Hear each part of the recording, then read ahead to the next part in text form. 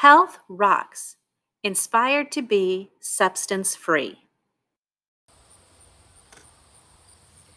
Today we're going to talk about ways to manage our stress.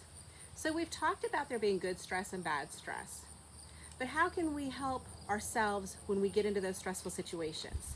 So that's what we're going to be talking about today, some different ways that we can learn to manage our stress, different tips and tricks that we can use along the way to help us get that relaxation response, to help our body to cope and relax and not feel those stressful symptoms quite as bad. So we know that stress is a reaction that our body has when we perceive a situation as difficult or painful, dangerous, and maybe we don't have the right resources that we need to cope with that situation.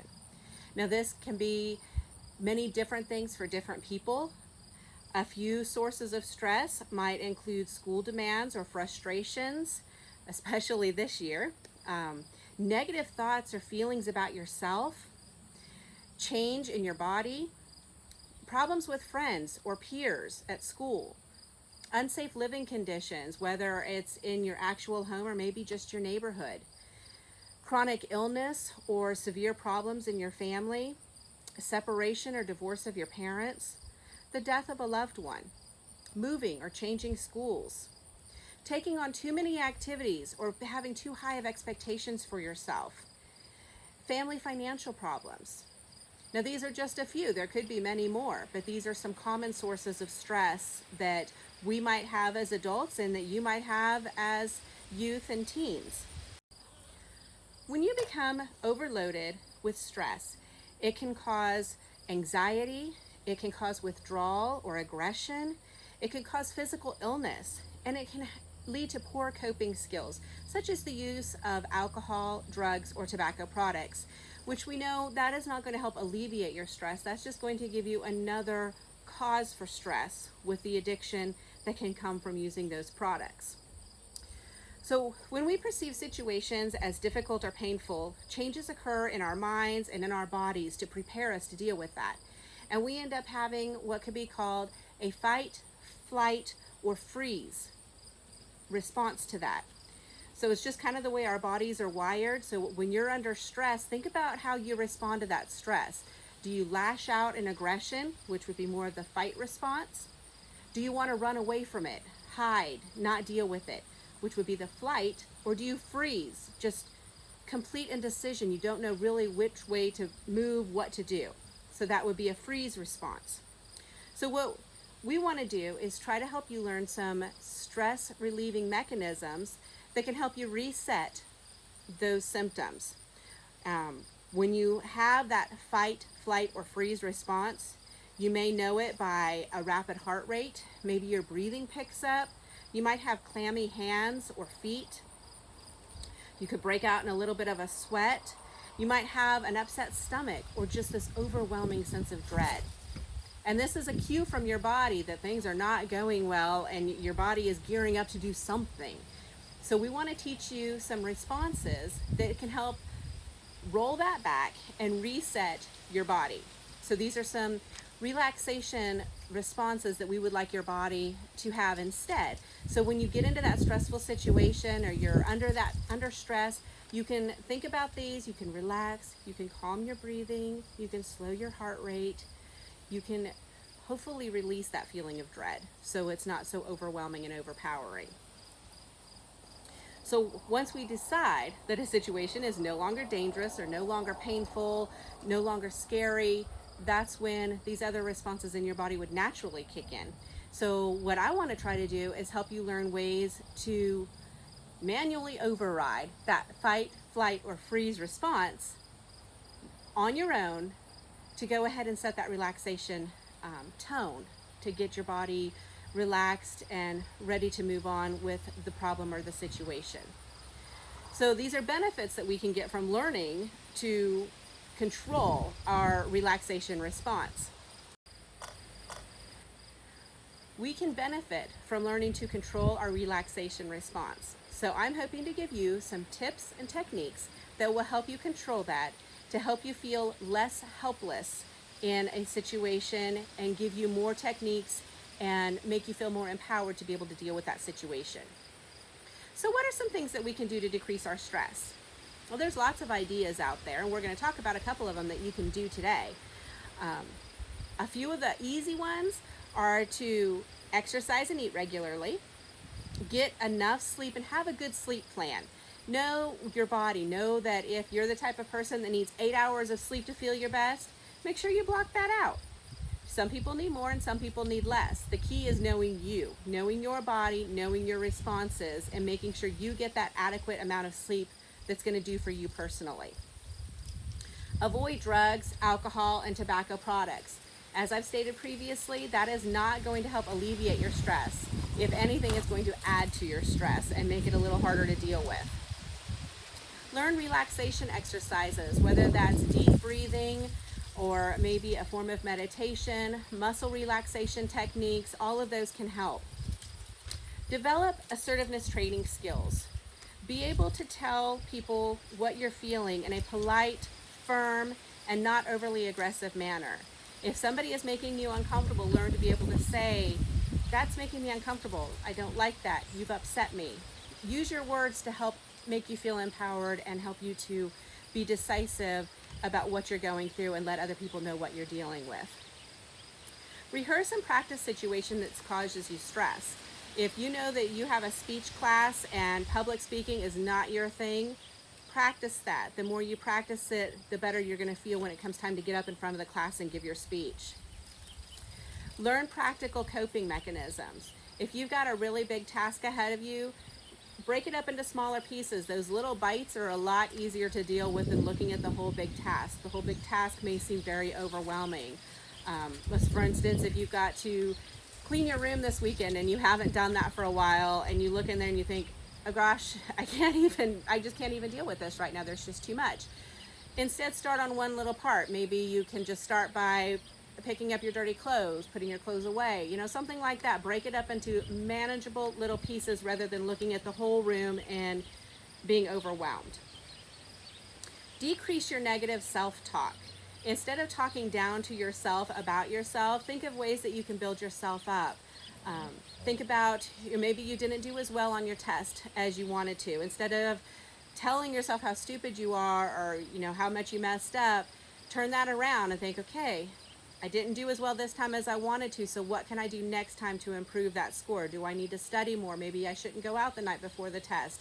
Any of those things. So think of positive ways to reinforce your self-worth rather than tearing yourself down. We get enough of that from outside sources. We certainly don't need to do it to ourselves. Learn to feel good about what you can do. If you studied really hard and you got a B on that test instead of getting an A, those are the expectations that you hold for yourself, be satisfied with that B. Know that you did your best and just keep trying, and maybe next time you'll get that A, but be comfortable in what you can accomplish rather than setting yourself up and always expecting perfection. Take a break. This is a big one, and actually it's my favorite. Listen to some music, go for a walk, color, draw, write in a journal, any number of things like that. Spend some time with your pet. That's my favorite. Spending time with my dogs. Any of those things will kind of give you a mental reset and help you potentially deal with whatever situation or crisis you have in front of you. Just taking that little bit of a break to take some time for yourself away from everything that's putting the pressures on you will give you a chance to maybe reset a little bit. And the last one is a big one also. Build a network of friends that will positively support you. It's so good to have that network of people that you can call or you can go to when you are having trouble, whether they're family, whether they're friends, teachers, somebody at your church. There's just so many people in your life that you could go to. So it's so important to have that strong support network of those people that you can depend on and you can trust and you can go to if you're having a hard time with something. So those are all some practical things that you can do that really, they don't take anything else but yourself, and things that you can help maybe have in your toolkit when you're thinking you've got a stressful situation. But there's a couple of things that I want to do with you today that's kind of fun and things that you can make that might help reduce stress a little bit. So the first thing, I've got two of them here. These are glitter bottles, and when you shake them up, the glitter, just you can see it swirling around there, and it takes a while. Well, this one, I have a lot of glitter in this one. It takes a while for that glitter to get all mixed up in there, and then you can just sit and watch. It's kind of soothing, kind of relaxing, just to sit and watch that glitter settle back down to the bottom. So I'm going to put on a video right now that's going to tell you how you can make these, because they're super easy and you can make them yourself, and then I'll be right back. We're all stuck in the house right now with not much to do, with a bunch of kids who are eager for something to do. So today we are going to make glitter bottles. So I have two here that I've made before. This one is kind of an aqua and this one's a little bit purple. When you shake them up, you can see how the glitter just goes, and it takes a while for the glitter to settle down. So I'm going to show you today how to make these glitter bottles. So what you need is a container. It can be glass, you can use a canning jar, you can use a plastic bottle, you can even use a water bottle. You just need a bottle with a lid that you'll be able to tightly close so you don't end up leaking your glitter water everywhere. So you want to start with warm water. I've heated up some water already. The heated water helps the glue to disperse a little bit better. So it doesn't need to be real hot, definitely doesn't need to be boiling or anything like that, just some warm water. And you want to fill your bottle up part way.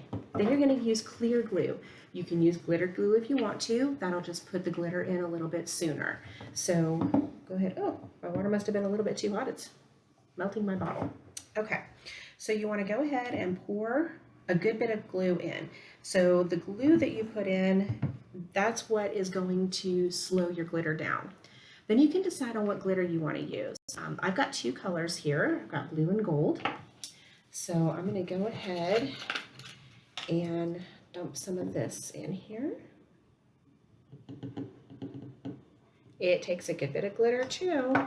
And then I'll put some gold in.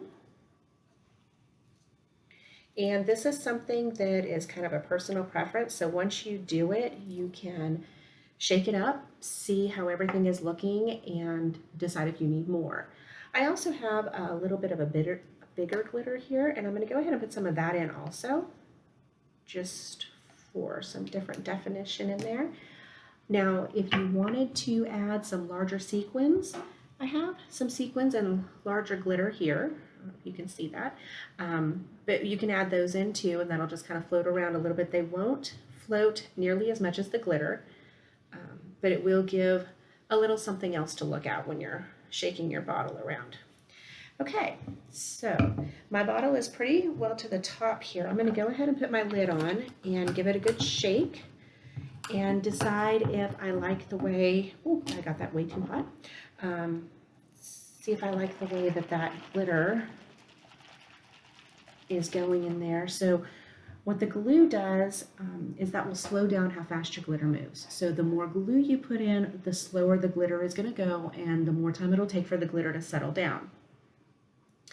So see, this is looking like it's going pretty slow in there, not settling too fast. So I don't think I'm going to need to add any more glue to that. What you want to do is make sure that once you decide that it's good, make sure you fill it all the way up to the top with water so you don't have a lot of bubbles at the top.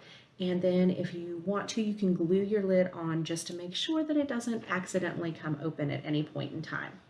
And then there you have it, a nice stress relief glitter bottle. So hopefully I'll have another lesson for you guys next week. Thanks for joining me. Okay, so we looked at the glitter bottles, and these are one of my favorite stress relievers. I have one sitting on my desk at work that I like to shake up and be able to watch the glitter settle. It's great for, around fair time when I'm really stressed out, but I really like these. So another thing that you can do that I'm going to talk to you about building or making today is a stress ball. So what I have here, this is an Orbeez stress ball, and so I'm going to show you how to make this. Now, I do have another way to make these, and I'll talk to you about that when I'm done with this one. So what you need to make this is just a balloon. You need some kind of a bottle with a mouth on it that you're going to be able to fit the balloon over, because that's how we're going to get the Orbeez inside of the balloon. So I have half a cup of Orbeez here. Now, if you're not familiar with these, they start out as these tiny little dried beads. And it takes maybe, I would say, half a teaspoon to a teaspoon of these to make this. You soak them for about 24 hours and then they become these lovely gel balls. And so that's what we're going to use inside of our stress ball. So to put this together is super easy. You want to just go ahead and put your Orbeez inside of your bottle. Now you can use a water bottle for this. I just didn't have one, so we're improvising. So we've got those in there now. So we want to take our balloon and blow it up. Okay, and we're going to just twist it closed. So we want to keep the air in there. We're going to stretch it over the mouth of the bottle. Hold it on there, and we're going to let it untwist. So that keeps the air in there. It makes it a lot easier to get your Orbeez from here into there. So we're just going to shake them on in there.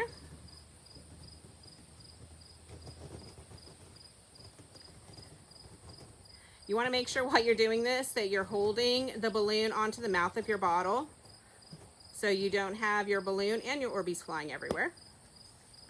Okay, so once they're all in there, you can let the air out. And then you go ahead and tie it up. Now, if you wanted to put more Orbeez in your balloon, you could. It's completely up to you. I think half a cup is nice because it doesn't make it too big. You don't want to get your balloon stretched out too much that it pops easily. These Orbeez bounce like crazy if the balloons pop, and they go everywhere. So you might want to just be careful with that. Now, I have heard of people using 2 balloons and double ballooning it. I have had absolutely no luck with that. So you can try it. I just haven't been able to quite get the balloon over my thing once I make it. But this is a fun thing to be able to squish. Kind of feels good. I like to use the clear balloons with the Orbeez because then as you're squishing, you can see all the pretty colors, and that's kind of relaxing to me. Now there's another way that you can do this if you don't have access to Orbeez or you just don't want to buy those. You can do this with flour. So it's the same process. You get a balloon and you use half a cup of flour. You do put it into a bottle. Like I said, you can use a water bottle, an empty water bottle. You do the same thing, blowing up your balloon, putting the balloon over there, shaking the flour in and tying it, and then you've got a ball that you can squish and stress relieve yourself away with that.